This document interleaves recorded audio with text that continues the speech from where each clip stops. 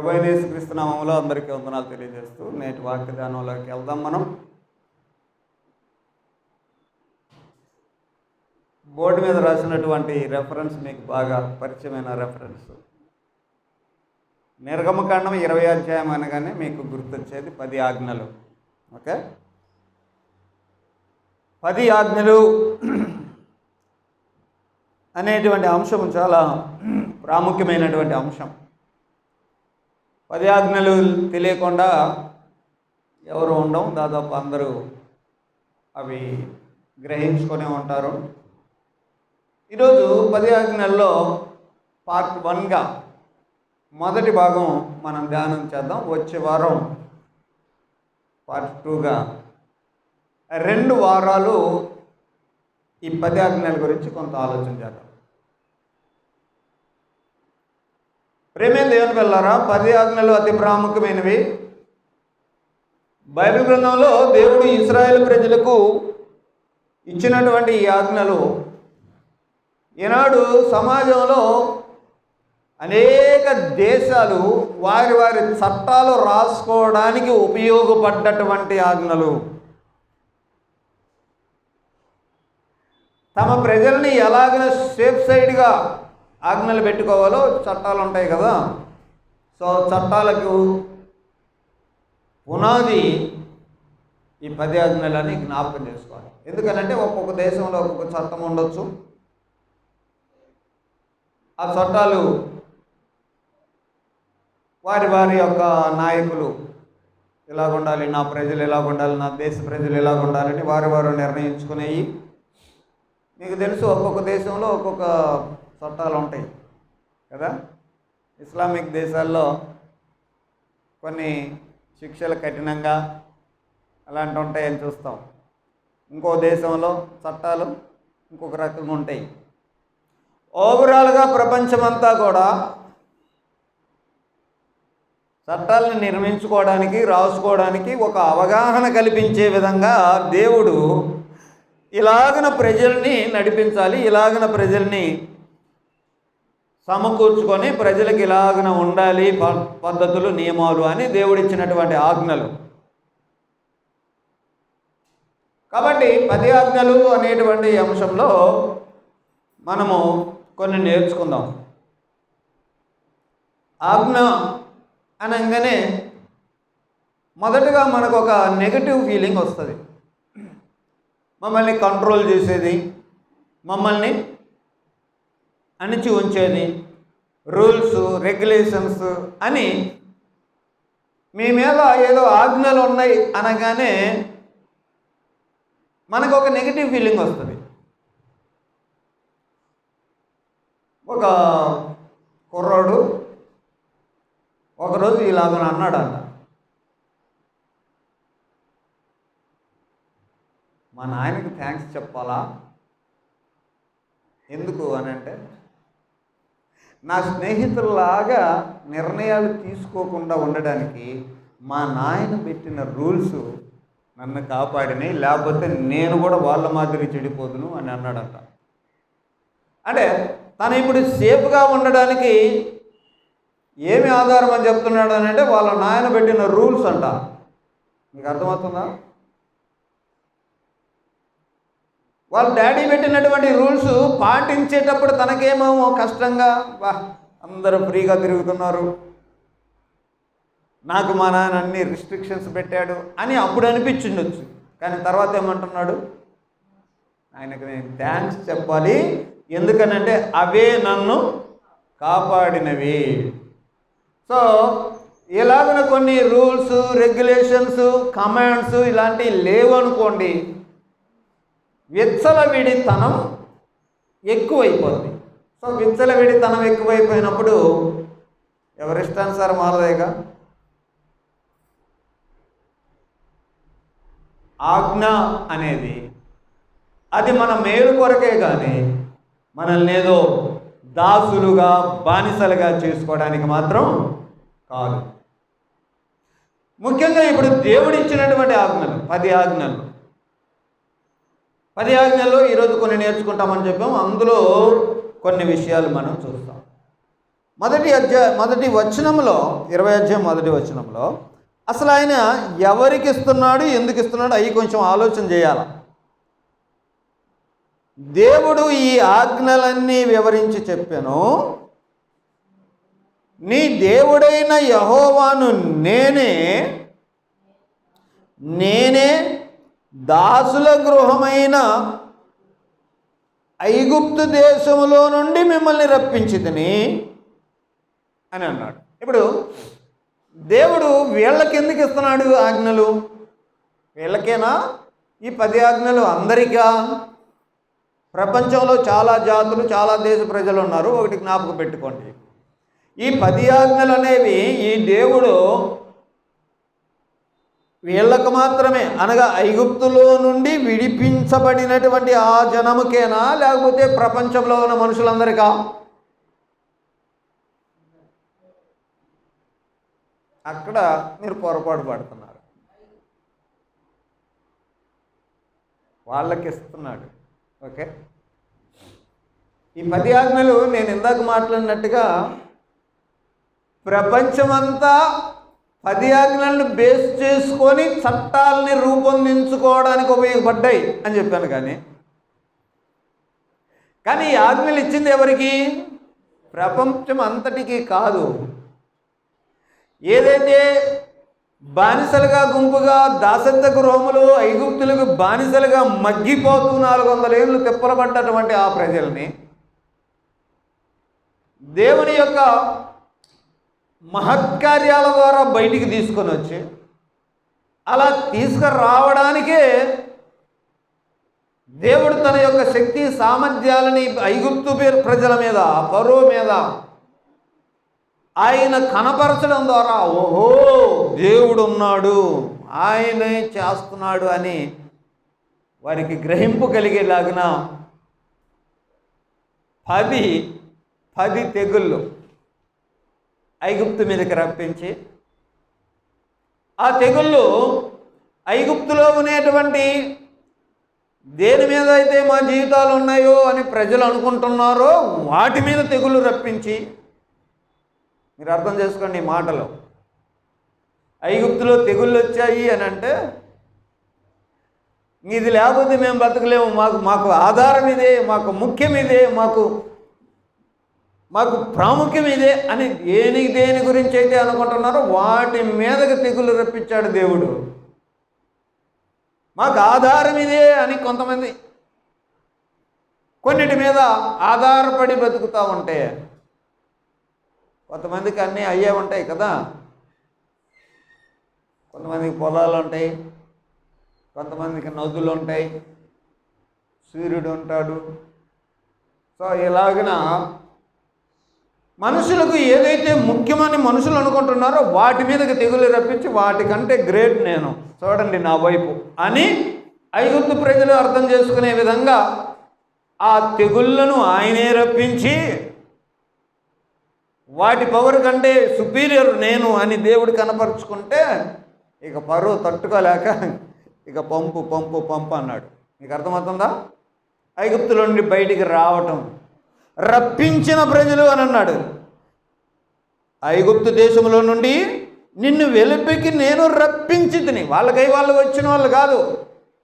ఫరో వాళ్ళనైతే పంపుతాడా? మేము వెళ్ళాలయ్యా అంటే పంపుతాడా? రప్పించి తిని. మీరు ఆ నిర్గమకాండం ప్రారంభంలో కొన్ని మాటలు చదువుతూ ఉన్నప్పుడు మీకు ఒక డౌట్ వస్తుంది. ఎక్కడంటే దేవుడు ఫరో హృదయమును కఠినపరచును అని అంటది. ఒకసారి సరే వెళ్ళండి అంటాడు, మళ్ళీ అడ్డం తిరుగుతాడు ఫరో. దేవుడు ఏదో ఒక తెగులు రప్పించేసరికి భయపడి పో అంటాడు, కానీ మళ్ళా కాదు అని అడ్డం తిరుగుతాడు.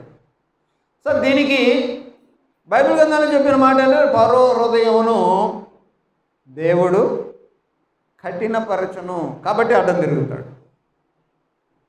అడ్డం తిరుగుతాం దేవుడు మళ్ళీ ఒక తెగులు పంపిస్తాడు. ఆ తెగులు పంపిస్తాడు, అబ్బా సరే పోండి అంటాడు, మళ్ళీ అడ్డం తిరుగుతాడు. ఇది జరిగింది. 10 తెగుళ్ళు ఎందుకు వచ్చాయి అంటే ఇందుకు వచ్చాయి. ఒకసారి అడ్డం తిరుగుతాడు, ఒక దిగులు సరేపా అంటాడు, మళ్ళీ అడ్డం తిరుగుతాడు.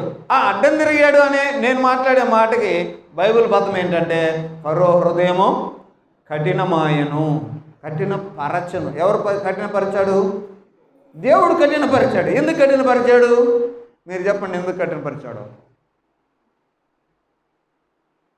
ఎంతసేపు వింటున్నా కూడా మీరు నా లైన్లోకి రావట్లేదని అర్థమైంది, అందుకని అడుగుతున్నా.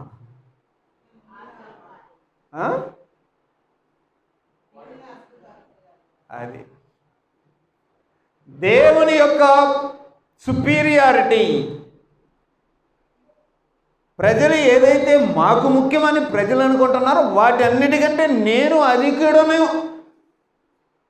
తెలుసుకోండి. మీరు మాకు నదియే జీవనాధారం, నది లేకపోతే నదియే మాకు దేవత అనుకుంటున్నారు కదా. నది మీద తెగులు రప్పిస్తా, గాలి మీద రప్పిస్తా, సూర్యుని మీద రప్పిస్తా, నీ పంటల మీద రప్పిస్తా, నీ సంతానం మీద రప్పిస్తా. ఇదే కదా.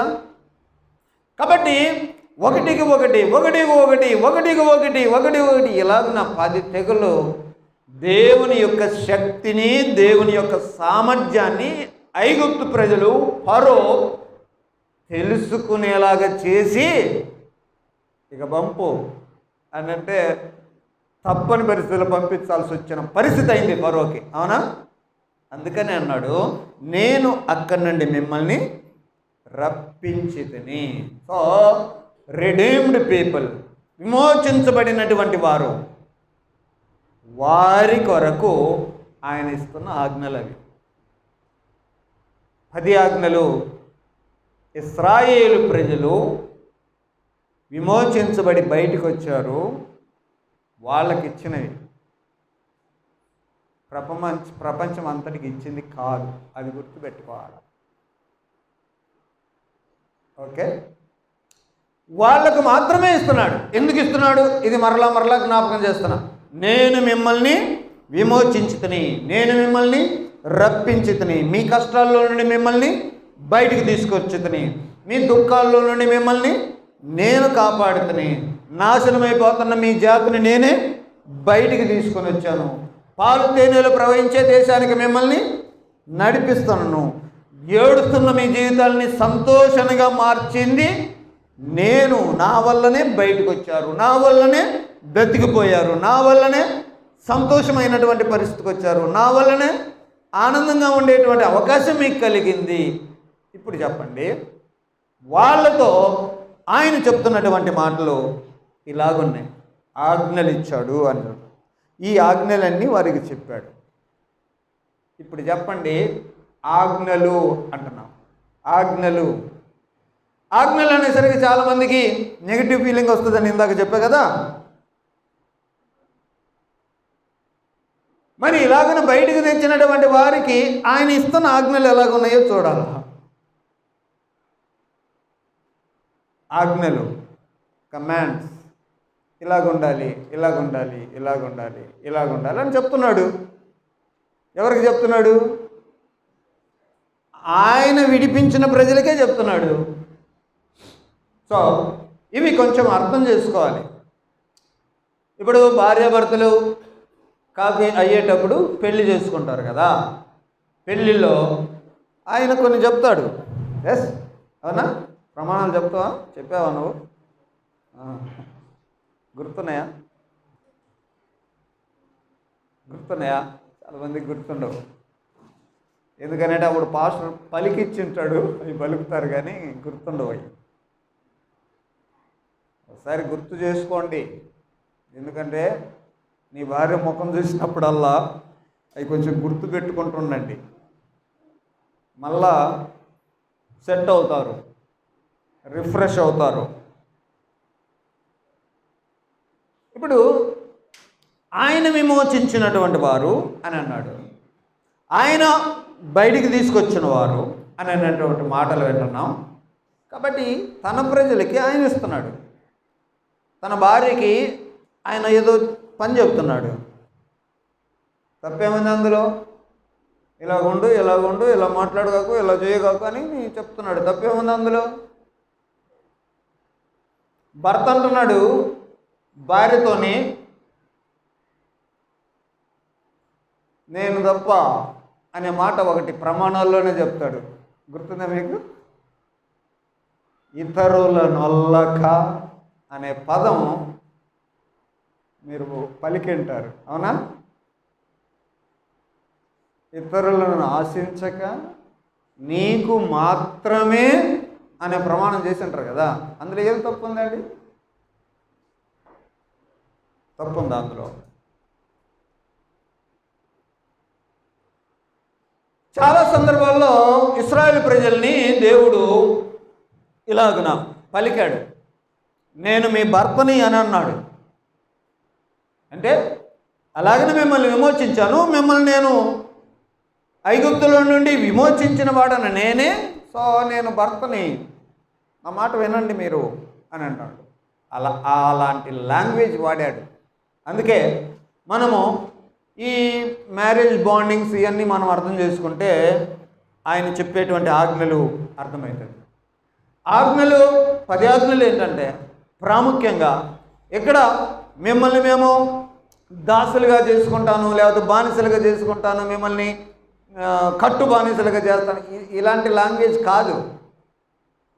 ఇక్కడ ఏముంటుంది అని అంటే రిలేషన్ ఉంటుంది, నీకు నాకు సంబంధం ఎలాగ ఉండాలో దాని కొరకు పెట్టినటువంటి ఆజ్ఞలయ్యి. అంతేకాకుండా రెస్పెక్ట్ గురించినటువంటి ఆజ్ఞలయ్యి. రెస్పెక్ట్ ఇవ్వాలా. ఆజ్ఞల్లో ఉండేది ఒక రిలేషన్ కనపడుతుంది, దేవునికి ప్రజలకి మధ్యలో ఎలాంటి సంబంధం ఉండాలి అనే దాని మీద ఆజ్ఞలు కనపడుతున్నాయి. ఆజ్ఞల్లో మరి ఏం కనపడుతుంది అంటే రెస్పెక్ట్ కనపడుతుంది, నువ్వు గౌరవించాలా ఎవరిని. కాబట్టి ఏ ఆజ్ఞ తీసుకున్నా ఇవి కనపడతాయి అన్నమాట. రెస్పెక్ట్ కనపడుద్ది, రిలేషన్ కనపడుద్ది. అంతేగాని ఇందులో నెగిటివ్గా ఆలోచించడానికి ఏమీ లేదు అనే సంగతి జ్ఞాపకం చేసుకుంటాం. ఇలాంటి ఆజ్ఞలు ఆయన విడిపించిన ప్రజలే కాబట్టి ఆయన చెప్తున్నాడు. కాబట్టి మొదటి ఆజ్ఞ ఏమన్నాడు చదవండి. 3వ వచనంలో, నేను తప్ప వేరొక దేవుడు నీకు ఉండకూడదు, మిమ్మల్ని విడిపించిందే నేను. సో మీకు ఎవరు ఉండాలి దేవుడిగా? నేనే ఉండాలి, నేను తప్ప వేరే వారు ఉండకూడదు. ఇప్పుడు ప్రమాణాల్లో, పెళ్లి ప్రమాణాల్లో ఇతరులను ఆశించక నీకు మాత్రమే అనే మాట మనం పలకొచ్చా? పెళ్లిలో పలకూడదా? పలికితే తప్ప. పెళ్లి చేసుకుంటున్నావు, ఆమెతో పెళ్లి జరుగుతుంది, ఆమెతో ఈ మాట పలుకుతున్నావు, ఇతరులను ఆశించక నీకు మాత్రమే భర్తనై ఉంటానని చెప్పడం తప్పేముందండి? అర్థం చేసుకోండి. దేవుడు తన ప్రజల్ని ఇలాగున ఆజ్ఞాపిస్తున్నాడు. ఆజ్ఞలో తప్పేముంది? 10 ఆజ్ఞలు ఇవ్వడంలో తప్పేముంది? ఇస్తున్నాడు. దాని కొరకు మొదటి మాట, నేను తప్ప వేరొక దేవుడు నీకు ఉండకూడదు అని అంటున్నాడు. నేను తప్ప వేరొక దేవుడు. హౌ ఇట్ పాసిబుల్ అని అంటే, ఉదాహరణకి ఒక భార్య అన్నది భర్తతోని ఏమంటుంది అంటే, నేను తప్ప వేరొక భార్య నీకు ఉండనేకూడదు అని ఒక భార్య భర్తతో అన్నది. ఇప్పుడు భర్తకు కమాండ్ వేసిందా? ఏమే ఆజ్ఞాపించింది. అందులో ఏం తప్పు ఉంది? ఉందా? నేను తప్ప వేరొక భార్య నీకు ఉండకూడదు అని అన్నది ఆమె. ఏనన్నాడు? నేను తప్ప వేరొక భర్త నీకు ఉండనేకూడదు అన్నాడు. అందులో బానిసత్వం కనపడుతుందా? కాదు కదా. సో దేవుడు ఆయన విమోచించినటువంటి ప్రజల దగ్గర నుంచి ఏం కోరుతున్నాడంటే, నేను మాత్రమే మీకు దేవుడిగా ఉండాలి, వేరొక దేవుడు ఉండకూడదు అని అన్నాడు. సరే, ఇప్పుడు ఇది మనకెలా అప్లై చేసుకోవాలి, మనం ఎలా అప్లై చేసుకోవాలి అనే మాట చూస్తే, వారు ఐగుప్తు బానిసత్తుల నుండి విడిపించబడ్డారు. మరి మనము సేమ్ పాపపు పరిస్థితి నుండి మనల్ని విమోచించిన వాడు. అంతే కదండి. పాపములకు విమోచనము కలుగును. విమోచించబడ్డటువంటి వారం మనం. సో విమోచించబడ్డ తర్వాత నీతో ఇలాగా అంటాడు, నేను మాత్రమే నీకు దేవుడును అంటాడు. తప్పేముంది అందులో? పోనీ ఆయనను మాత్రమే దేవునిగా పెట్టుకోవాలి, వేరే వాళ్ళని పెట్టుకోకూడదు అని అన్నాడు. తప్పేముంది అందులో? అలాగూ మీరు చెయ్యాలి అనే మాటలు చూస్తూ ఉన్నాం. ప్రేమ దేవుని పిల్లారా, కొన్ని వచనాలు చదువుదాం చూడండి. ద్వితీయోపదేశకాండము 6:14 ద్వితీయోపదేశకాండము 6:14 ఇక్కడ ఏం చెప్పబడుతుందంటే, మీరు ఇతర దేవతలను అనగా మీ చుట్టుపట్లనున్న జనముల దేవతలను మీరు సేవించకూడదు అని అన్నాడు. ఇక్కడ చాలామంది ఈ రోజుల్లో అతి తెలివి కలిగిన వాళ్ళు ఏమంటుంటారు అని అంటే, దేవుడు అందరికీ చెప్పాడు, మీ బైబిల్ దేవుడు అని అంటారు. ఇప్పుడు చెప్పండి, 6:14 ఏముంది? మీరు ఇతర దేవతలని అనగా మీ చుట్టూ ఉన్న జనముల దేవతల్ని వాళ్ళు సేవించుకోవచ్చా? దేవుడు వాళ్ళకు సేవించకూడదని చెప్పాడా?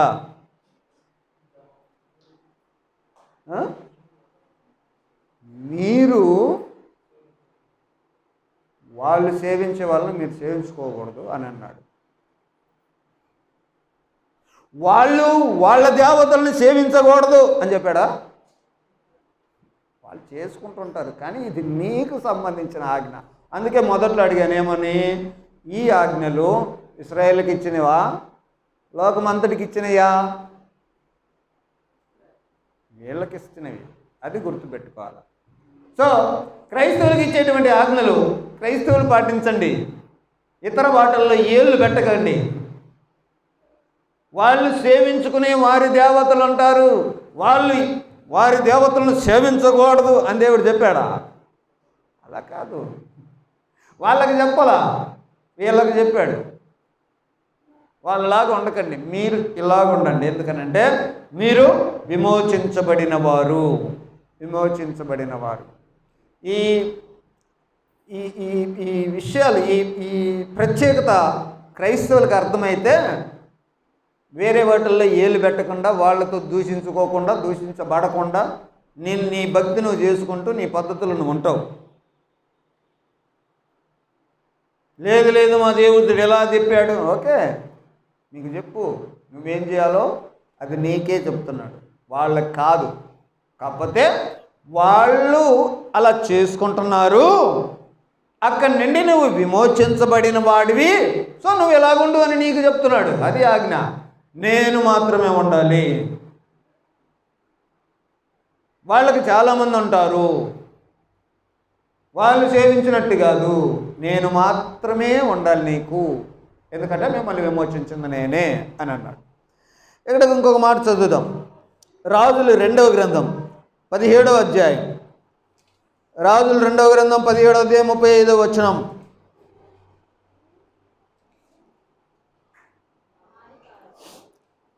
మహాధికారము చూపి బాహుబలము చేత ఐగుప్తు దేశములో నుండి మిమ్మను రప్పించిన యెహోవా యందు భయభక్తులు కలిగి ఆయనకు మాత్రమే నమస్కారం చేసి బలులు అర్పించాలని ఇశ్రాయేలు అని పేరు పెట్టబడిన యాకోబు సంతతి వారికి సెలవిచ్చిన దేవుణ్ణి సేవించక. ఇప్పుడు చెప్పండి ఎలాగుంది రిలేషన్? ఈ రిలేషన్ కాపాడుకోండి. మిమ్మల్ని మహా అధికారము తోడి ఆయన బల ప్రభావాలతో మిమ్మల్ని విమోచిస్తే, సో ఆయన అంటున్నాడు నేను మాత్రమే ఉండాలి, మీకు నేను మాత్రమే దేవునిగా ఉండాలి అని అంటున్నాడు. అదే విషయాన్ని ఇక్కడ చెప్తా ఉన్నాడు. ఆయనకు మాత్రమే నమస్కారము చేసి ఆయన ఆజ్ఞాపించిన కట్టడలు అవన్నీ చేయాలని చెప్పాడు. సో మొదటి ఆజ్ఞ ఏమిటి అని అంటే ఆయనను మాత్రమే, ఇది ప్రయారిటీ, ఆయనకి ఇవ్వాల్సినటువంటి ప్రయారిటీ. క్రైస్తవులుగా విమోచించబడిన వారు మీ ప్రాధాన్యత దేవునికి ఇవ్వండి.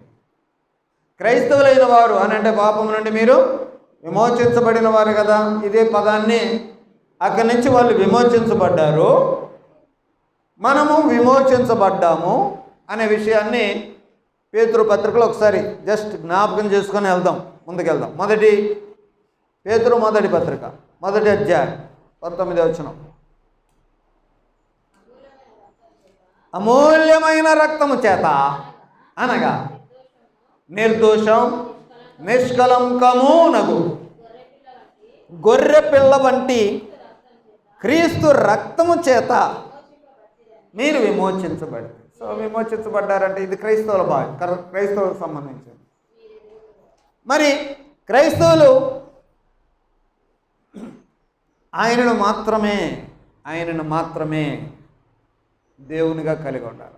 ఎందుకనంటే చాలామందికి చాలా దేవతలు ఉంటాయి. నేను ఇందాక ఒక దేశం గురించి, వీళ్ళు వచ్చిన దేశం గురించి చెప్పాను. ఎన్ని రకాల దేవతలు ఉన్నాయి ఆ ఊరిలో, ఆ దేశంలో, ఐగుప్తులో. ఎన్ని తెగుళ్ళు అన్నాను? 10 రకాల దేవతల్ని వాళ్ళు కలిగి ఉంటే ఆ 10 రకాల దేవతలకి సంబంధించిన వాటికి తెగుళ్ళు పుట్టించి వాటిని కూడా నేను కంట్రోల్ చేయగలిగిన నేను సృష్టికర్తనని దేవుడు కనపరుచుకున్నాడని చెప్పాను. ఓకే, మరి ఎన్ని రకాల ఉంటాయి? 10 ఉంటాయా?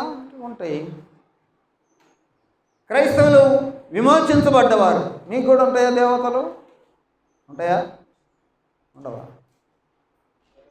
ఉంటాయి, కానీ ఆయనను మాత్రమే సేవించవలన అనే విషయాన్ని గుర్తుపెట్టుకోవాలి. ఉంటాయా అంటే మీరేందో ఆశ్చర్యంగా చూస్తున్నారు. కొంతమందికి ఇదే దేవుడు అంట, బైబిల్ ఉందా? కొంతమందికి మొక్కే దేవుడు, మొక్క కోసం వాడు ఏమేం చేస్తాడు. కొంతమందికి ముందే, కొంతమందికి అంటే ఇంకా అదే లేకపోతే ఇంకా లేదు, అదే మాకు ముఖ్యం అంటారు కదా, అవన్నీ మీకు దేవతలే. కొంతమందికి విగ్రహారాధన అయిన ధనాపేక్ష అని అన్నాడు. ధనాపేక్ష గురించి చెప్పాడు. ఆ ధనాపేక్ష ఎలాంటిదంట? విగ్రహారాధన అయిన అంటే డబ్బే దేవుడు, డబ్బే మాకు ముఖ్యం, ఇదే మాకు ముఖ్యం, ఇదే మాకు ముఖ్యం, ఇదే మాకు ముఖ్యం. ఏది నీకు ముఖ్యం అనుకుంటో అది నీకు దేవుడు అన్నమాట. ఇప్పుడు క్రైస్తవులుగా దేవుని చేత విమోచించబడ్డటువంటి వారు మీకు ముఖ్యమైనవి లేవా?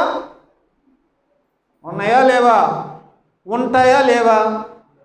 అయితే దేవుడు ఏమంటున్నాడంటే ఉంటాయి, కానీ నన్ను మాత్రమే వాటన్నిటికంటే పైకి గుర్తించాలి. నేను మాత్రమే దేవుడిని. మీకు అర్థమవుతుందా?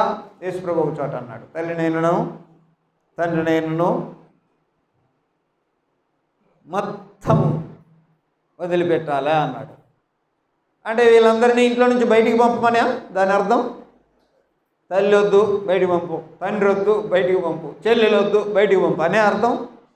వాళ్ళతో మాట్లాడొద్దనే కాదండి, అది గుర్తుపెట్టుకో. ప్రయారిటీ నాది, ప్రయారిటీ నాకు ఇవ్వాలి. క్రైస్తవులారా, మీకు వచ్చేటువంటి మీకు కలిగి ఉన్న అనేకమైన వాటిల్లో నన్ను మాత్రమే దేవుడిగా గుర్తించండి, నేను మాత్రమే ప్రైమరీ అని గుర్తించండి. మీకు ఏదైనా ప్రాబ్లం వచ్చిందనుకో, ఫైనల్ డెసిషన్ ఎవరి దగ్గర తీసుకోవాలా? దేవుని దగ్గర. ఆ మైండ్ సెట్తో ఉండాలి. అది మాట్లాడుతుంది, అదే మాట్లాడుతుంది. మత్తయి సువార్త 4వ అధ్యాయం 10వ వచనంలో యేసు ప్రభువు అన్నాడు, సాతానుతోటి ఏమన్నాడంటే, ప్రభువైన నీ దేవుని మొక్కి ఆయనను మాత్రము సేవించాలి. యేసు ప్రభువు సాతానుతో అన్నాడు, ఆయనను మాత్రమే. కాబట్టి మనకి దేవుడు లాంటివి ముఖ్యమైనవి. కొంతమంది అంటుంటారు కదా, దేవుడులాగా వచ్చి కాపాడండి అయ్యా, దేవుడులాగా వచ్చి అడ్డం పడ్డాడయ్యా. దేవుడేనా మరి? దేవుడు లాగా వచ్చి అడ్డం పడ్డాడయ్యా, దేవుళ్ళలాగా వచ్చండి అయ్యా. మరి వాళ్ళు దేవుళ్ళేనా? ఇక్కడే మనకు ముఖ్యమైనవి అనేకమైనవి ఉన్నా కూడా అన్నిటికీ మించి మన దేవునికి, మనల్ని విమోచించిన వానికి ఆ స్థానం ఇవ్వాలని మనం గ్రహించాలి. ఇది ఆయన ఇచ్చినటువంటి మొదటి ఆజ్ఞలో ఉన్న ముఖ్యమైనటువంటి విషయం. ప్రియులారా, 10 ఆజ్ఞలు ఇచ్చాడు. 10 ఆజ్ఞలు ఇస్తే పాస్ అవ్వాలంటే ఎన్ని ఫాలో అవ్వాలా? దేవుడు 10 ఆజ్ఞలు ఇచ్చాడు అనుకో, నువ్వు పాస్ అవ్వాలా దేవుని టెస్ట్లో అంటే ఎన్ని పాస్ అవ్వాలా? ఎన్ని పాటించాలా 10లో?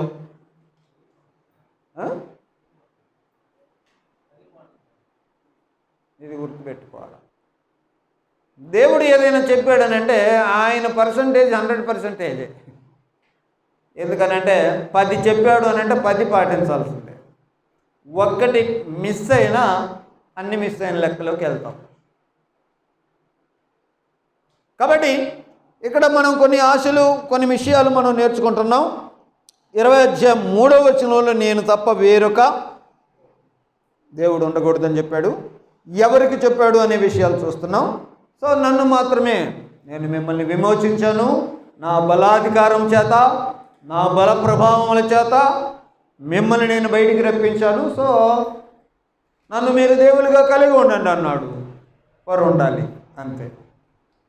మనం కూడా మన పాపపు స్థితిలో నుండి ఉండగా మనల్ని ఆయన విమోచించాడు.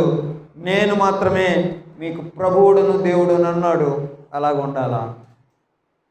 చాలా మనకు ఉంటాయి, కానీ ప్రయారిటీ మాత్రం ఆయనకే.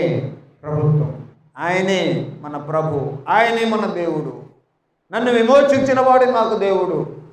ఈ మైండ్ సెట్తో మనం బతకాలనే విషయం మొదటిది. రెండవ విషయం చూస్తాం.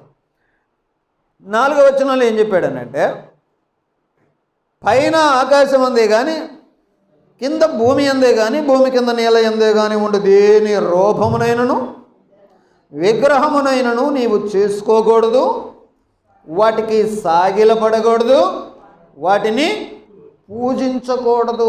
ఏలయనగా నీ దేవుడనైన నేను యెహోవానగు నేను రోషము గల దేవుడును అని అన్నాడు. ఆయనకి వాళ్ళకిస్తున్న మరొకటి ఏంటి అని అంటే, నేను మాత్రమే ఉండాలనేది ఒకటైతే, నన్ను డూప్లికేట్ చేసి ఇంకొకటి నా స్థానంలో ఇంకొక దాన్ని పెట్టడం అనేది నేను ఒప్పుకోను అని అన్నాడు. ఎందుకనంటే నేను రోషము కలిగిన దేవుడును. ఒక రోషం కలిగిన భర్త అన్నాడంటే ఇందాక అన్న మాట ఏమని, నేను మాత్రమే నీకు భర్తనై ఉండాలా అని అన్నాడట. రోషం ఉంటుందిగా భర్తలో. సారీ, ఇది ఒక వారి రిలేషన్ని తెలియజేస్తుంది. ఆయనకు రావలసిన గౌరవాన్ని అక్కడి నుండి తీసుకోవడానికి ఇస్తున్న ఆజ్ఞే కానీ కట్టు బానిసలుగా గొర్రెలుగా మిమ్మల్ని చేసుకొని మీ గొర్రె భక్తుల్ని మీ అంధ భక్తులుగా చేసుకోవాలనే ఉద్దేశం ఏమాత్రం కాదు. ఎందుకంటే ఈనాడు చాలామంది భక్తి పేరుటి గుడ్డి భక్తి చేసుకుంటారు. గుడ్డి భక్తి, నేను గుడ్డి భక్తి, అంధభక్తి, మూఢభక్తి ఇలాంటి పదాలు మాట్లాడుతూ ఆ మధ్యకాలంలో ఒక ప్రసంగంలో అంధభక్తులు ఏం చేస్తారో కొన్ని చెప్పాను. వాడు ఏదైనా చేస్తుంటాడు. అలాంటిది కాదు ఈయన చెప్పే. ఈ సజీవుడైన దేవుడు ఏం చెప్తున్నాడు అని అంటే, వేటి రూపాన్ని చేసుకోకూడదు. మనుషులకి చెవులతో మాత్రమే వినేది కొంచెం ఎక్కితే, కళ్ళతో చూస్తూ వినేది మరీ ఎక్కుద్ది బుర్రకి. ఇది టీచర్లకు తెలుసు. ఓకే, ఏదైనా చూస్తూ ఉంటే ఇక్కడ అది చెప్తున్నాడు దేవుడు. మీరు నా విజువల్ని ఇంకొక రూపంలో పెట్టుకొని అలాగని మీరు చేయకండి. ఎందుకనంటే ఆ రూపం ఎక్కుద్ది మీకు బుర్రలోకి. మన కన్నులతో దేన్ని ఎక్కువగా చేస్తుంటామో మనం అట్టోళ్ళం అవుతాం అని యేసుప్రభు చెప్పాడు. సో నీకు కనపడేటట్టుగా ఉండే ఈ విగ్రహాలు ఇవి పెట్టుకోవద్దు అని అన్నాడు. మన భారతదేశం చాలా మంచి దేశం అండి. మన భారతదేశం విషయాలు చెప్తా వినండి. మొదట్లో మన దేశానికి వేదాలు ఇలాంటివన్నీ ఉన్నాయి, వేదాలు అవన్నీ ఉన్నాయి అంటున్నారు. ఇవి క్రీస్తు పుట్టుకకు ముందే దాదాపు 1000 సంవత్సరాలు అంతకు పూర్వమే ఈ వేదాలు అనేవి వచ్చాయి.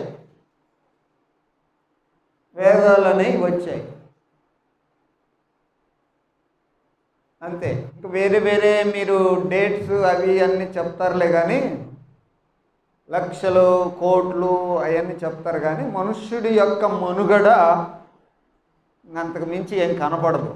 ఏది లక్షలు కోట్ల సంవత్సరాల క్రితం మనిషి అనేది మనకి కనిపించదు. క్రియేషన్ నీకు ఎక్కువ సంవత్సరాలు ఉంది అని కనపడుద్ది. ఎందుకనంటే పురావస్తు శాఖలు ఉంటాయండి, అన్నీ టెస్ట్ చేస్తూ ఉంటాయి. అదేం గుడ్డిగా నమ్మడానికి ఏమి లేదు.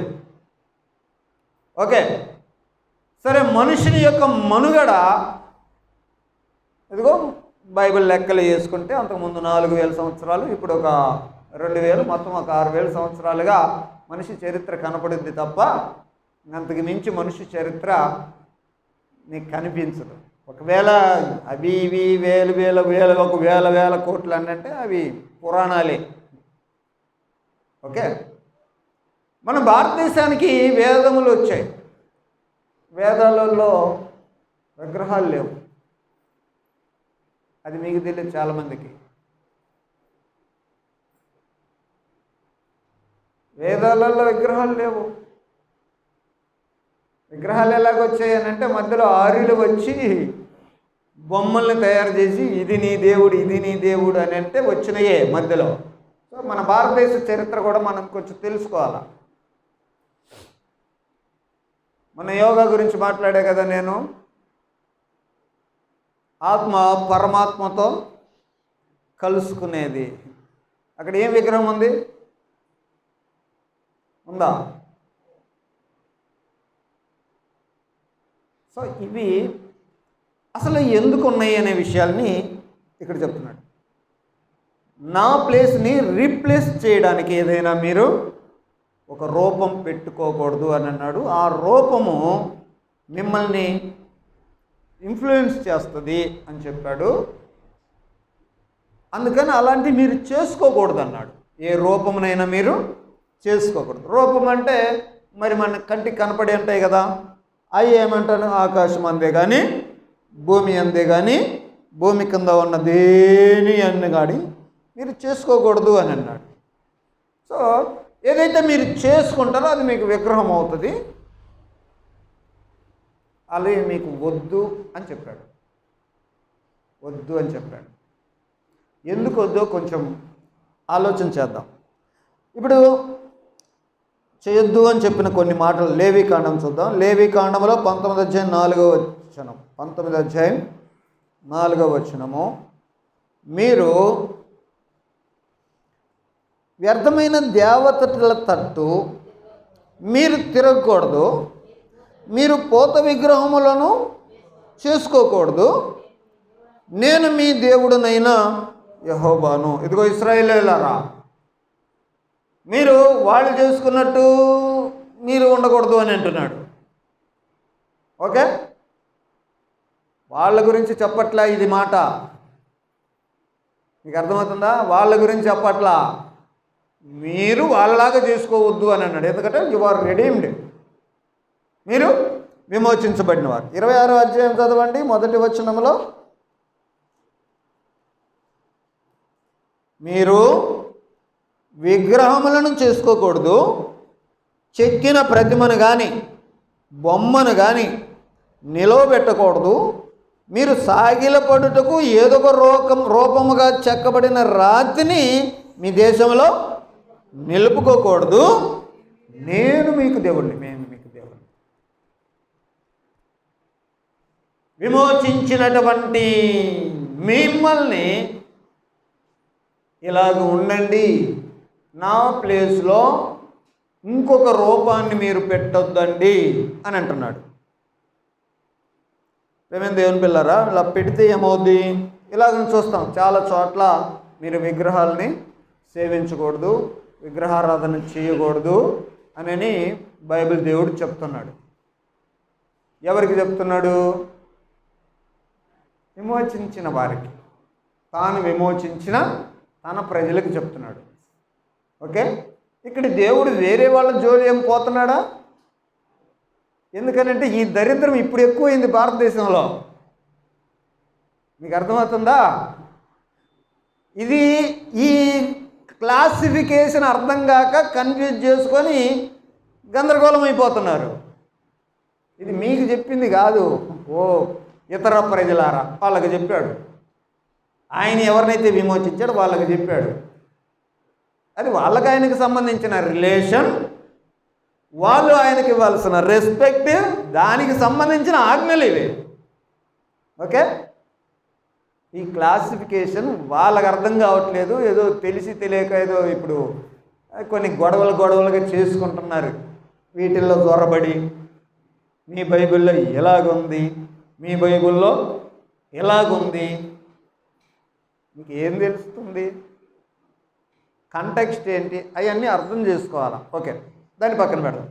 ఇక్కడ ఏముంది అని అంటే, ఇలా చేసుకోకూడదు. మీరు ఏదైనా ఒక రూపాన్ని, ఒక రూపముని మీరు చేసుకోవడం, అది రాతిది కావచ్చు, చెక్కది కావచ్చు, బంగారం కావచ్చు, ఇంకో మరొకటి ఏదైనా కావచ్చు. చేస్తే ఏమవుతుంది? అలాగే చేసుకోవడంలో ఏమవుతుంది అని అంటే, నేను మీ దేవుడిని, దేవుడు ఆత్మ గనుక అనే మాట మీకు తెలుసు. సో దేవుడు ఎలాంటి వాడు? స్పిరిట్. ఆయనకుందా రూపం?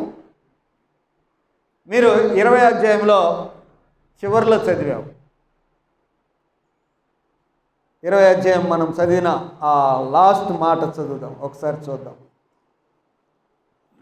ఉరుములు, ఆ మెరుపులు, ఆ బోరధ్వని, ఆ పర్వత ధూపము చూసి భయపడి తొలగిపోయి దూరంగా నిలిచి మోషేతో అంటాడు, మోషే నువ్వు మాట్లాడయ్యా మాతో. దేవుడు మాట్లాడితే మేము చస్తామేమో. ఎందుకంటే ఆయన వాయిస్ అలాగుందనమాట. ఆ ఉరుములంట, మెరుపులంట, ధూపం లేస్తుందంట. సో ఆయన మాట్లాడేటప్పుడు అలాగుంది. ఓకే, ఇప్పుడు ఆయన ఏమంటున్నాడు? అందుకు మోషే అన్నాడు, భయపడకండి, మిమ్మల్ని పరీక్షించడానికి, మీరు పాపం చేయకున్నట్లు ఆయన భయం మీకు కలగొట్టకు. ఇప్పుడు ఎట్లా కనపడ్డాడు దేవుడు? మరి వాళ్ళకి కనపడ్డా? సో దేవునికి ఒక రూపం అనేది లేదు. ఆ వాయిస్ వినపడుతుంది, శబ్దం వినపడింది. దేవుడు ఎలాగ ఉంటాడని వాళ్ళకి లేదు. So he is spirit, God is spirit. Okay, so ఆ స్పిరిట్కి సంబంధించినటువంటి ఏ విధమైన రూపం చేసుకుంటే ఏమవుద్ది అని అంటే, నువ్వు కంటితో చూస్తా ఉన్నది నీ బుర్రలోకి ఎక్కి ఆయనను తీసేసి ఆయన స్థానంలో ఈయనను పెట్టుకుంటావు, ఈ బొమ్మను పెట్టుకుంటావు. అలాగైపోతాం. ఇక్కడ కొన్ని చదువుదాం చూడండి. యెషయా గ్రంథం 40వ అధ్యాయం, యెషయా గ్రంథము 40వ అధ్యాయము 18 నుండి చదివితే, నేను చదువుతాలే, మీరు గమనిస్తారండి. 40వ అధ్యాయము 18 నుండి చదువుతారు. కావున మీరు ఎవరితో దేవుణ్ణి పోలుస్తున్నారు? చూడండి, కంపారిజన్ చేస్తావు. నువ్వు బొమ్మ పెట్టుకోవడం వల్ల ఏమవుతుంది అని అంటే, ఆ దేవుని యొక్క ప్రభావము, ఆయన యొక్క శక్తి సామర్థ్యాలు ఇక్కడికి చేరుతుంటాయి, ఈ బొమ్మ మీదకి. ఓకే, ఇప్పుడు ఏమవుతుంది? దేనితో పోలుస్తావు? ఎవరితో పోలుస్తావు? ఏ రూపమును ఆయనకు సాటి చేయగలవు? సో నువ్వు పెట్టుకున్నావు, నీ బొమ్మ ఏముంది ఏంటంటే ఆయన ప్లేస్ని రీప్లేస్ చేస్తుంటుంది. మీకు అర్థమవుతుందా? ఇది లేకపోతే దేవుడు లేడు అనే ఫీలింగ్లోకి వచ్చేస్తాం పెట్టుకుంటే. అదే పెట్టుకోలేదనుకోండి, దేవుని స్థానం దేవునికే నీ హృదయంలో ఉంటుంది, దేవునికి ఇవ్వాల్సిన రెస్పెక్ట్ నీ హృదయంలో దేవునికే ఉంటుంది. కానీ ఒక ఐడల్ పెట్టుకోవడం ద్వారా ఏమవుద్ది? నేరుగా ఈడికి వస్తావు. మీకు అర్థమవుతుందా? సో దేవుని యొక్క స్థానాన్ని రీప్లేస్ చేస్తుంది ఈ విగ్రహము. నీకు తర్వాత ఏమనిపిస్తుంది అంటే దేవుడు అన్నట్టు ఇదే కదా. సో దేవుడు ఎక్కడ ఉంది ఇంకా వెళ్ళిపోద్ది నీ మైండ్లో నుంచి. నీకు అర్థమవుతుందా? అది ప్రాబ్లం. అది సాధారణంగా తెలిసిన విషయమే అందరికీ. ఏంటి, ఒక రాయిని చెక్కావు, లేకపోతే ఒక చెక్కని చెక్కావు, చెక్కితే అది నువ్వు చెక్కుకుందే, నువ్వు చేసుకుందే, అది దేవుడు కాదనే సంగతి తెలుసు. మీకు అర్థమవుతుందా? ప్రాణ ప్రతిష్ఠ అనేది ఎలా జరగొద్దో ప్రవీణ్ పగడాలో ఒక వీడియోలో మాట్లాడాడు, అది తెలుసుకోండి. సో వీటికి దైవత్వాన్ని చొప్పించి సో చాలా రకాల్లో ఇలాగన జరుగుతూ ఉంటుంది. ఏంటి, దాంట్లోనే శక్తి ఉంది, విగ్రహంలో ఇది ఉంది, అది ఉంది అని వేరే వాళ్ళు అనుకుంటుంటారు. సో వాళ్ళలాగా మీరు ఉండకండి అని చెప్తూ ఏమంటున్నాడు, మీరైతే మాత్రం వీటిని పెట్టుకోవద్దు. అలా పెట్టుకోవడం వల్ల ఏమవుతుంది అంటే నాకు ఇవ్వాల్సిన రెస్పెక్ట్, నాతో ఉండాల్సిన రిలేషన్ పోయి మీరు దానికి కనెక్ట్ అవుతారు. అదేమో మీరు చేసుకుందే, ఇది వాస్తవమే అని అంటాడు. ఓకే, సో ఇలాగన దేవుని యొక్క స్థానాన్ని రీప్లేస్ చేస్తారు. ఇప్పుడు పౌలు గారు మాట్లాడుతూ అపోస్తల కార్యం 17వ అధ్యాయం 29వ వచనములో, అపోస్తల కార్యం 17వ అధ్యాయం 29వ వచనములో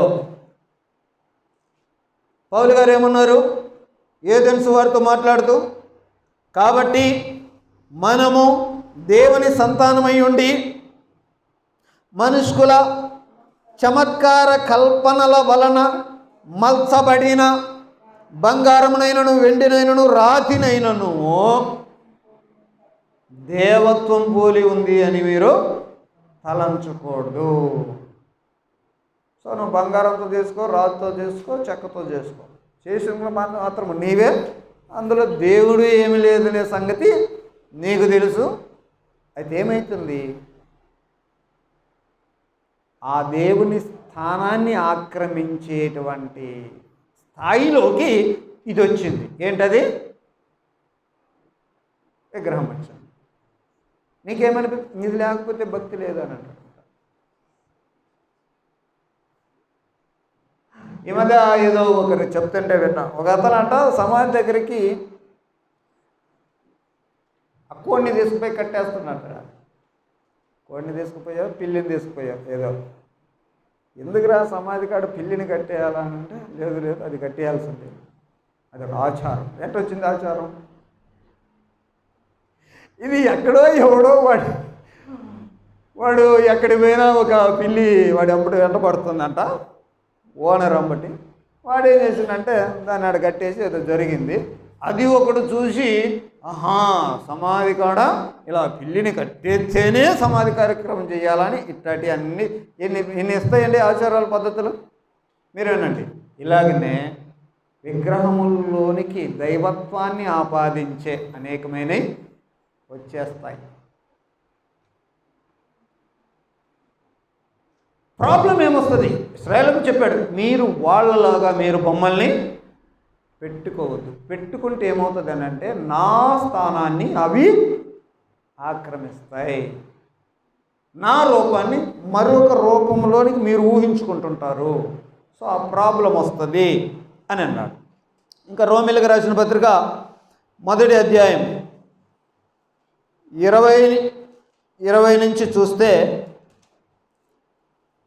ఆయన అదృశ్య లక్షణాలు అనగా ఆయన నిత్యశక్తి, దేవత్వం, జగదుత్పత్తి మొదలుకొని సృష్టించబడిన వస్తువులను ఆలోచించడం వలన తేటపడుతుంది, కానీ వారు నిరతురులై ఉన్నారు. సో దేవుడు ఏంటి, ఇవన్నీ ఈ జగత్తు సృష్టిని ఆలోచన చేస్తేనే ఆయన ఏంటి అర్థమైంది. ఇప్పుడు ఏమవుతుంది అంటే నువ్వు ఒక బొమ్మను పెట్టుకోవడం వల్ల ఆ దేవుణ్ణి తీసుకొచ్చి దీంట్లో పెట్టినట్టయింది. సో దానికోసం ఒక గుడి కడతావు, మిగతా వాళ్ళు ఏమైతే చేస్తారో అలాగే అయిపోతావు. మీరు అలాగన పెట్టుకోవద్దు. దేవుని గురించి ఒక ఫాల్స్ ఇమేజ్ వస్తుంది, పెట్టుకుంటే ఏమవుతుంది నష్టాలు అనే దానికి 3 విషయాలు చెప్తా. అందులో ఫాల్స్ ఇమేజ్ ఒకటి వస్తుంది. ఆయన ఆత్మరూపి అయితే నువ్వు ఇక్కడ ఆయనను ఒక రూపంలోనికి ఊహించుకుంటావు. రెండవది ఏంటి అనంటే కీర్తన 135వ కీర్తన 13వ వచనంలో ఏముంటుందంటే 135వ కీర్తన 13వ వచనం నుండి చదివితే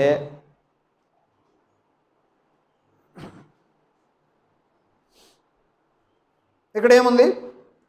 యెహోవా నీ నామము నిత్యము నిలుచును, యెహోవా నీ జ్ఞాపకార్థమైన నామము తరతరములుండును, యెహోవా తన ప్రజలకు న్యాయం తీర్చును, తన సేవకులను బట్టి ఆయన సంతాపమునందును. 15 నుంచి ఏముంది ఇక్కడ? అన్యజనుల విగ్రహములో వెండి బంగారం ఇవి, అవి మనుష్యుల చేతి పనులు, వాటికి నోరుండియు పలకవు, కన్నులుండియు చూడవు, చెవులుండియు వినవు, వాటి నోళ్ళలో ఊపిరి లేశమైన లేదు, వాటిని చేయువారును వాటి యందు నమ్మిక ఉంచువారును వాటితో సమానమవుతారు. సో అవి వేస్ట్గా ఉంటాయి, వ్యర్థమైన పనిలో ఉంటాయి. వాటిని చేసుకునేవారు, వాటిని పూజించే వాళ్ళు ఏమవుతారంట? సో అందుకని మీరు చేసుకోవద్దు. ఒకటి, దేవుని గురించి ఒక ఫాల్స్ ఇన్ఫర్మేషన్ క్రియేట్ చేస్తుంది విగ్రహము. 2 ఏం చేస్తుంది అంటే నువ్వు దాన్ని ఫాలో అవ్వడం వల్ల ఏమవుతుందని అంటే అది ఉంది, దాంట్లో లైఫ్ లేదని తెలుసు, కళ్ళు లేవు, చూడలేదని తెలుసు, ఇవన్నీ తెలుసు, మీరు కూడా అట్లా తయారవుతావు. సో లాస్ అయిపోతావు, నష్టమైపోతావు, వ్యర్థమైపోతావు. అందుకనే ఇది చేసుకోవద్దు అని అన్నాడు.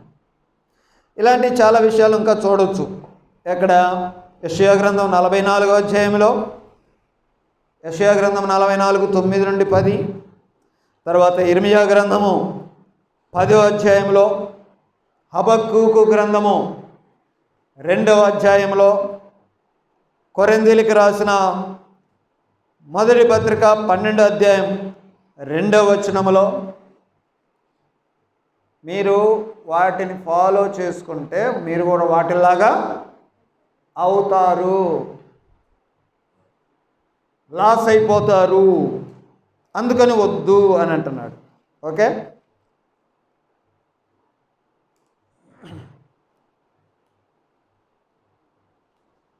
కొరింథీయులకు రాసిన పత్రిక చదువుదాం, 12వ అధ్యాయం 2వ వచనం. మీరు అన్యజనులై ఉన్నప్పుడు, అదే విగ్రహం మాట్లాడుద్దా అంటే మాట్లాడదని అందరికీ తెలుసు. ఓకే, మోగ విగ్రహములను ఆరాధించుటకు ఎటుబడినా అటు నడిపించబడితిరి అని మీకు తెలుసు. అదే జరిగేవి చాలా జరుగుతాయి. సో అలాగనే మీరు చాలా లాస్ అయిపోతారు, దానిలాగా తయారవుతారు. గుడ్డి భక్తులు తయారవుతారు, అంధ భక్తులు తయారవుతారు. ఓకే, వాటిల్లో లైఫ్ లేదు, వాటిలో స్పృహ లేదు, వాటిలో స్పృహ లేని భక్తులు తయారవుతారు. మీకు అర్థమవుతుందా అండి? వాటిలాగా తయారవుతావు అని అంటున్నారు. ప్రకటన గ్రంథం 9వ అధ్యాయం 20వ వచనంలో కూడా అదే ఉంటుంది, ఇలాంటి మాటే, మీరు వాటిలాగా తయారైపోతారు అని.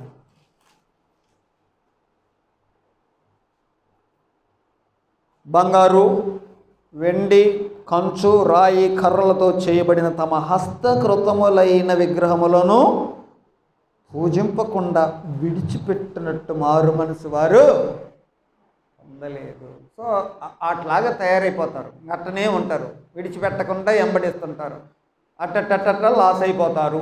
అది చెప్తాను, వ్యర్థమైపోతాము.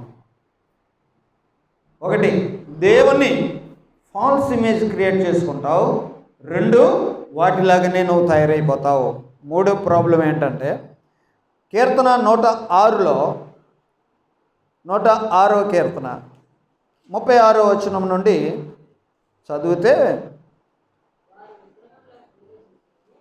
వారు విగ్రహాలకు పూజ చేసుకొని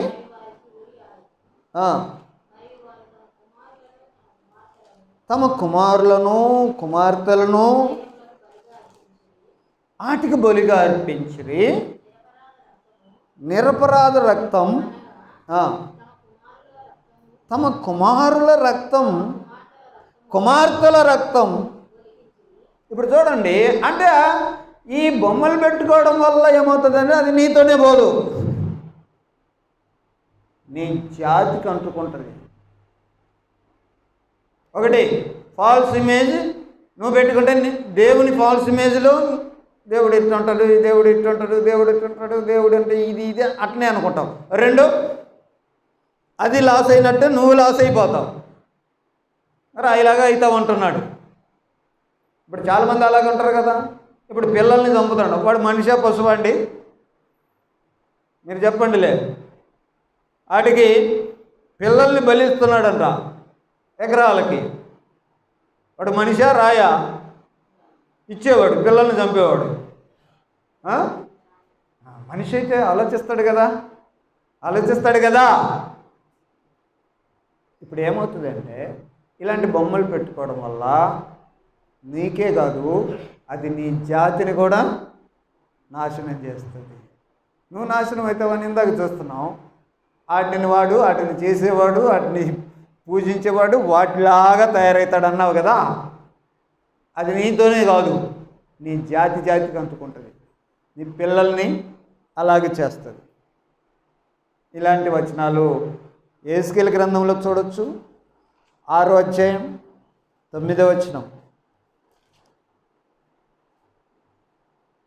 నన్ను విసర్జించిన వారి విశ్వాసఘాతకమైన వ్యభిచార మనస్సును, విగ్రహములను అనుసరించిన వ్యభిచార దృష్టిని నేను మార్చి నా తట్టు తిరగజేయగా, చెరపట్టబడిన వారై శేషించిన వారు అన్యజనుల మధ్య నన్ను జ్ఞాపకం చేసుకొని తాము అనుసరించిన హేయ కృత్యములన్నిటినీ, తాము చేయు దుష్క్రియలను కనుగొని తమ్మును తామే అసహించుకొనుచు నేను యెహోవానై ఉన్నాను అని వారు తెలుసుకొందరు.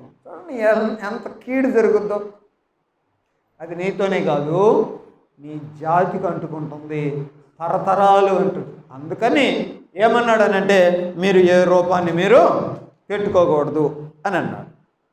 రోషం కలిగిన దేవుడు అండి. నేను మాత్రమే దేవుడినే ఉండాలి, నన్ను వేరే రీప్లేస్ చేయకూడదు అని చెప్పాడు. మూడోది చూద్దాం, ఇది చిన్నదేలే. మూడో ఆజ్ఞ ఏంటి? 7వ వచనం. నీ దేవుడైన యెహోవా నామమును వ్యర్థముగా ఉచ్చరించకూడదు. యెహోవా తన నామమును వ్యర్థముగా ఉచ్చరించే వానిని నిర్దోషిగా ఎంచడు. సో దేవుని నామాన్ని ఎట్లా పడితే అట్లా వాడకూడదు, వ్యర్థముగా ఉచ్చరించకూడదు అని అన్నాడు. ఇది 3వ మాట.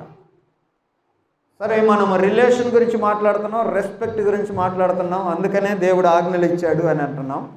దేవుడికి తన ప్రజలకి ఉండాల్సినటువంటి మంచి సంబంధాన్ని, వారి మధ్యలో ఉండేటువంటి ఇచ్చిపుచ్చుకునే గౌరవ మర్యాదల్ని కాపాడుకోవడానికి ఆయన ఆజ్ఞలు ఇచ్చాడు అని చూసాం. దీన్ని ఒక ఎగ్జాంపుల్గా భార్యాభర్తల సంబంధాన్ని చూస్తూ వచ్చాం. ఇప్పుడు భర్తే అంటున్నాడు అనుకోండి భార్యతో, ఏమంటున్నాడు?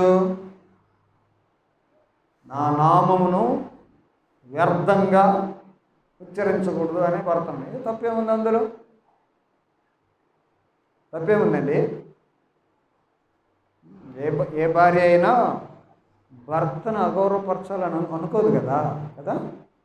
మరి భర్త అలా కోరుకుంటున్నాడు, నా భార్య నన్ను గౌరవించాలా అని కోరుకోవడం తప్పేముంది? సరే, ఇప్పుడు విమోచించబడినటువంటి ప్రజలకి దేవుడు ఏమంటున్నాడంటే, నేను 3 చెప్పా కదా, ఇది 3వది అన్న. మొదటిదేంటి? మొదటి ఆజ్ఞ ఏంటి? నేను తప్ప వేరే ఉండకూడదు. 2వది ఏంటి? వేరే రూపాలని మీరు విగ్రహాలను పెట్టుకోకూడదు అని చెప్పాడు. 3వది ఏంటి అని అంటే, నా నామమును వ్యర్థముగా మీరు ఉచ్చరించకూడదు. సో లేవికాండం చూద్దాం ఒకసారి. లేవికాండం 19వ అధ్యాయం 12వ వచనంలో, లేవికాండము 19వ అధ్యాయం 12వ వచనం, నా నామమును బట్టి అబద్ధ ప్రమాణం చేయకూడదు, నీ దేవుని నామమును అపవిత్రపరచకూడదు, నేను యెహోవాను. సో నా నామమును మీరు చూడండి వ్యర్థంగా ఉచ్చరించకూడదు అని అంటే, దేవుని తోడరని ఏదో అబద్ధం చెప్పామనుకో ఎట్లా ఉంటుంది? అట్లాంటి తిక్క వాటికి నన్ను వాడొద్దు. నువ్వు ఏదో చెప్పేటువంటి మాటను సమర్థించుకోవడానికి నన్ను అడ్డం పెట్టుకోవద్దు. అదేగా ప్రమాణం చేయడం అంటే, అదేగా. సో నువ్వేదో అబద్ధం చెబుతున్నావు. అందుకనే ఇట్లాంటి వాటికి నా పేరుని ఇన్వాల్వ్ చేయొద్దు. ఎందుకంటే ఐఎమ్ సో గ్రేట్ఫుల్ అనే విధంలో. సో నా నామమును మీరు వ్యర్థముగా ఉచ్చరించకూడదు అని అన్నాడు. సో ఇక్కడ చదివిన మాట ఏంటంటే 19:12లో అబద్ధ ప్రమాణం ఆయన పేరెట్ ఒక అబద్ధ ప్రమాణం ఆయన పేరెట్ చేశాడంటే ఇంకా ఆయన అవమానపరిచినట్టే కదా. అంతేకాకుండా ఏమన్నాడు? అపవిత్రపరచకూడదు ఆయన నామాన్ని. అందుకని అంటున్నాడు నా నామమును రెస్పెక్ట్ ఇవ్వాలా, అపవిత్రపరచకూడదు. ద్వితీయోపదేశకాండం 6వ అధ్యాయం 13వ వచనంలో, ద్వితీయోపదేశకాండం 6:13,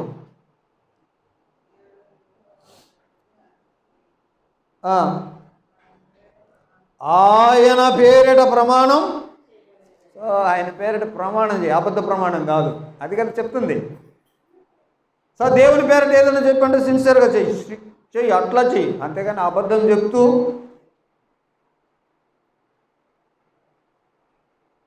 మీకు లూకాసు వార్తలో దేవుని రాజ్యం అని ఉంటుంది. ఆ దేవుని రాజ్యం అని లూకాసు వార్తలో రాసినటువంటి ఆ సందర్భాన్ని మత్తయి సువార్తలో దేవుని రాజ్యం అని కాకుండా పరలోక రాజ్యం అని ఉంటుంది. మీరు న్యూ టెస్టమెంట్ చదివినప్పుడు మీకు తేడా అర్థమవుతుంది. పరలోక రాజ్యం సమీపించింది, మారు మనసు పొందండి అని ఉంటుంది. పరలోక రాజ్యము దీన్ని పోలి ఉంది. పరలోక రాజ్యం అని మత్తయి సువార్తలో ఉంటుంది. లూకాసు వార్తలో పరలోక రాజ్యం అని కాకుండా దేవుని రాజ్యం అని ఉంటుంది. దీనికి తేడా ఎందుకు ఉంటుంది అంటే మత్తయి ఒక యూదుడు,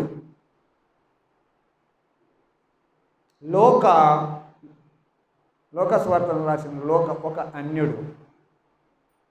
ఇతను యూదుడు కాబట్టి వాళ్ళకు ఆజ్ఞ ఉంది. ఏంటి? దేవుని నామాన్ని ఎట్లా పడితే అట్లా ఉచ్చరించకూడదు, వ్యర్థముగా ఉచ్చరించకూడదు. అందుకని తన రాతలన్నిటిలో దేవుడు అని పలకరు వాళ్ళు. ఆ దేవుడు అనేటువంటి పదానికి బదులుగా పరలోకం, హెవెన్ బ్లెస్ యూ, అట్లా పరలోకం అని అంటారు. అందుకని పరలోక రాజ్యం అనే పదం మత్తయి సువార్తలో ఉన్నది, మిగతా సువార్తలో లూకాలో దేవుని రాజ్యం అంటారు. ఎందుకు అలాగంటే దేవుని నామాన్ని ఉచ్చరించడానికి భయపడతారు యూదులు, అది ఒక కారణం. సో దేవుని నామం ఉల్లంఘిస్తే శిక్ష అండి. ద్వితీయోపదేశకాండము 28వ అధ్యాయం 58-59 వచనాల్లో ఆయన నామాన్ని వ్యర్థంగా ఉచ్చరించకూడదు అని చెప్పాడు. ఒకవేళ ఉల్లంఘిస్తే శిక్ష కఠినంగా ఉంటుందని ఆ వచనంలో ఉంది. లాస్ట్ వచనం చూద్దాం. 4వ ఆజ్ఞ ఏంటి అని అంటే 20వ అధ్యాయంలో 8వ వచనం ఏం చెప్తున్నాడు? విశ్రాంతి దినమును పరిశుద్ధముగా ఆచరించుకొనుటకు జ్ఞాపకం చేసుకో అని అన్నాడు. 10 ఆజ్ఞల్లో 4వ ఆజ్ఞ విశ్రాంతి దినమును గురించిన ఆజ్ఞ. ఇంతకీ విశ్రాంతి దినము దేవునికా మనిషికా? ఇప్పుడు మీరు చెప్పాలా? ఇది విశ్రాంతి దినము దేవునికా మనిషికా? దేవుడు పెట్టిన విశ్రాంతి దినం మీకే. దేవునికి కాదు విశ్రాంతి దినం. యేసుప్రభు అన్నాడు సువార్తల్లో, విశ్రాంతి దినము మనిషికే, మనిషి కొరకు విశ్రాంతి దినం. అంతేగాని ఈ విశ్రాంతి దినము కొరకు మనిషి నిర్మించబడలా. అర్థం చేసుకుంటున్నారా మాట? మీ కొరకే విశ్రాంతి దినం. 6 రోజులు పని చేసుకోండి, ఒకరోజు దేవునికి ఇచ్చండి, అది మీ కొరకే. అంతేగాని ఆ రోజు కొరకే మీరు అని కాదు. విశ్రాంతి దినం కొరకు మనిషి కాదు. యేసుప్రభు చెప్పాడు ఇది. సో ఇప్పుడు ఏం జరిగింది అని అంటే, 6 రోజులు నీ కొరకు పనులు చేసుకో, 7వ రోజు మాత్రం దేవుని దగ్గర నువ్వు గడపాలి అనే విషయాలు చూస్తాం. దీనికి సంబంధించి చాలా వచనాలు మనకు కనపడతాయి. నిర్గమకాండం 23వ అధ్యాయం 12వ వచనం, 6 దినములు నీ పనులు చేసి నీ ఎద్దును నీ గాడిదను నీ దాసి కుమారుడును పరదేశియు విశ్రమించినట్లు 7వ దినమున ఊరక. సో ఇలాగిన 6 రోజులు ఇవ్వండి మీరు పనులకు, ఒకరోజు దేవుని దగ్గర గడపండి. 31వ అధ్యాయం 13 నుంచి చదివితే 17 వరకు, నిజముగా నేను నియమించిన విశ్రాంతి దినములను ఆచరింపవలను, మిమ్మును పరిశుద్ధ పరచు యెహోవాను నేనే అని తెలుసుకున్నట్లు ఇది మీ తరతరములకు నాకును మీకును గుర్తు అవుతుంది. సో విశ్రాంతి దినాన్ని మీరు ఫాలో అవ్వాలా. తరతరములకి ఎవరయ్యా వాళ్ళు 6 రోజులు పని చేసుకుంటారు, 7వ రోజు దేవుని దగ్గర ఉంటారంటారు వాళ్ళు. 34వ అధ్యాయం 21వ వచనం, 35వ అధ్యాయం 2-3 వచనాలు, ద్వితీయోపదేశకాండం 5వ అధ్యాయం 12 నుంచి 15. రాసుకుంటున్నారని చెప్తున్నాలే. ఓకే, సో విశ్రాంతి దినంని ఫాలో అవ్వాలి. సరే, ఇప్పుడు మనం క్రిస్టియన్స్, ఇది మనం ఎట్లా అప్లై చేసుకోవాలి? యేసుక్రీస్తు ద్వారా విమోచించబడ్డటువంటి మనము ఆయన ఆరాధించేటువంటి రోజు ఇశ్రాయేలుకి శనివారం పెట్టాడు. 6 రోజులు ఆది సోమ మంగళ ఇట్లా మొదలు పెట్టుకుంటే శనివారం వాళ్ళకి శనివారం అయింది. మరి క్రైస్తవులము ఈ ధర్మశాస్త్రం కింద లేము. ధర్మశాస్త్రం అంటే ఇశ్రాయేలీయులకు మోషే ద్వారా దేవుడు ఇచ్చిన దాన్ని ధర్మశాస్త్రం అన్నారు. ఇది గుర్తుపెట్టుకోవాలి కదా. ఏంటి? ఎవరికి? ఇశ్రాయేలుకి. ఎవరి ద్వారా? మోషే ద్వారా. ఎవరిచ్చారు? దేవుడు ఇచ్చినటువంటి నిబంధన, దాన్ని ధర్మశాస్త్రం అన్నారు. సో ఇప్పుడు మనం క్రైస్తవులం, ఆ ధర్మశాస్త్రం కింద ఉన్నామా? లేము. ఎందుకనంటే ధర్మశాస్త్రాన్ని అంతటినీ యేసు ప్రభువు వారి ద్వారా దేవుడు నెరవేర్చాడు. రోమీలకు రాసిన పత్రిక 6వ అధ్యాయం 14వ వచనంలో ఈ మాటను మనం చదవచ్చు. మీరు కృపకే కానీ ధర్మశాస్త్రానికి లోనైన వారు కాదు. సో ధర్మశాస్త్రము మీ మీద అధికారం ఏమీ లేదు, మీరు ధర్మశాస్త్రాన్ని ఫాలో అవ్వాల్సిన అవసరం లేదు. ఇప్పుడు మనము మరి దేవుణ్ణి ఆరాధించడానికి ఒకరోజు పెట్టుకోవద్దా? అవసరం లేదా అంటే లేదు. వాస్తవంగా నువ్వు ఏ రోజైనా ఆరాధించవచ్చు. అయితే మరి క్రైస్తవ సంఘం ఏం చేసిందంటే, అపోస్తలులు వారు ఏర్పాటు చేసిన పద్ధతి, ఆదివారం మేము రొట్టె విరచడానికి కూర్చున్నాం అని అపోస్తల కార్యములో చెప్పాడు. తర్వాత ఆదివారమున అందరూ చందాలు సేకరించండి అని కొరింథీయులకు రాసిన పత్రిక 16వ అధ్యాయంలో చెప్పాడు. సో వాళ్ళు రొట్టె వేసుకోవడానికి ఆదివారం కూర్చున్నారని, చందాలు వేసుకోవడానికి ఆదివారం కూర్చున్నారని, ఇలాగున ఉన్నటువంటి మాటలను బట్టి క్రైస్తవ సంఘము దేవుని ఆరాధించడానికి ఈ ఆదివారాన్ని వాడుకుంది అని మనకు అర్థమవుతుంది కదా. ఆదివారం ఎందుకు అని అంటే, ఆదివారము దేవుడు పునరుద్ధానుడైనటువంటి రోజు, పునరుద్ధానమైన దినము. అది ఆదివారం అనేది మొదటి దినము. 7 రోజులు అయిపోయింది. ఏంటి, 6 రోజులు పని చేసుకో, ఒకరోజు విశ్రాంతి తీసుకో అని ఆ వారం అయిపోయింది. ఇప్పుడు మళ్ళా వారం స్టార్ట్ అయిందనమాట. యేసు ప్రభు మరలా లేచాడు. ఆయన లేయడంతో దేవుడు ప్రారంభించిన పని ఏంటి అని అంటే, గుర్తుపెట్టుకోండి, ఇది చాలా ప్రాముఖ్యమైనది. ఆయనను లేపడంతో దేవుడు సృష్టించేటువంటి పనిని మళ్ళా మొదలుపెట్టాడని. పునరుద్ధానుడైనటువంటి యేసును లేపడంలో ఇలాగున మనుషుల్ని లేపడం స్టార్ట్ చేశాడు. అది ఆయనతో ప్రారంభమైంది. తర్వాత ఎవడైనా క్రీస్తు యేసునందున్న ఎడల వాడు నూతన క్రియేషన్ మళ్ళా ప్రారంభమైంది. అప్పుడేమో ఆకాశం, భూమి, సూర్యుడు వీటిని సృష్టించాడు దేవుడు. ఇప్పుడు ఏమని సృష్టిస్తున్నాడు? మనుషుల్ని సృష్టిస్తున్నాడు. అందుకని ఆ సృష్టించే మొదటి రోజే సంఘం కూడుకోవడం అయింది. సో ఈ 4ని బట్టి 10 ఆజ్ఞల్లో 4 నేర్చుకున్నాము. 4 ఏమేంటో చెప్తారా ఇప్పుడు మీరు? నేను తప్ప వేరే దేవుడు. రెండోది, ఏ రూపం నువ్వు చేసుకోకూడదు, సో విగ్రహారాధన ఉండకూడదు. మూడోది, ఆయన నామము చాలా రెస్పెక్ట్ఫుల్గా వాడాలి కానీ వ్యర్థంగా ఉచ్చరించకూడదు. 4వది, విశ్రాంతి దినాన్ని ఆచరించాలి. మిగతావి వచ్చే వారం నేర్చుకుంటాం. ప్రార్థన చేసుకుందాం. మహాపరిశుద్ధుడైన తండ్రి, మాకు ఇచ్చిన నీ సమయం కొరకు స్తోత్రాలు. మా ద్వారా నీవు ఎలాంటి సంబంధం కలిగి ఉండాలో, మా హృదయాలు నీకు ఎలాంటి స్థానం ఉండాలో, మా దగ్గర నుంచి ఏం కోరుకుంటున్నావో వివరంగా నీ ప్రజల్ని నువ్వు అలాగని కోరి వారికి ఇచ్చిన ఆజ్ఞలను బట్టి మాకు అర్థమైంది. మేము మా హృదయాల్లో నీకు ఎలాంటి స్థానం ఇవ్వాలో, మా దగ్గర నుంచి నీవు ఏ ఘనతను కోరుకుంటున్నావో అర్థమైంది. అట్టి ఆరాధన పూర్వకంగా వచ్చి నేను ఆరాధన చేయడానికి అవకాశం ఇచ్చావు. స్తోత్రాలు చెల్లిస్తున్నాం. నిజానికి మేము కూడుకునే ప్రతిసారి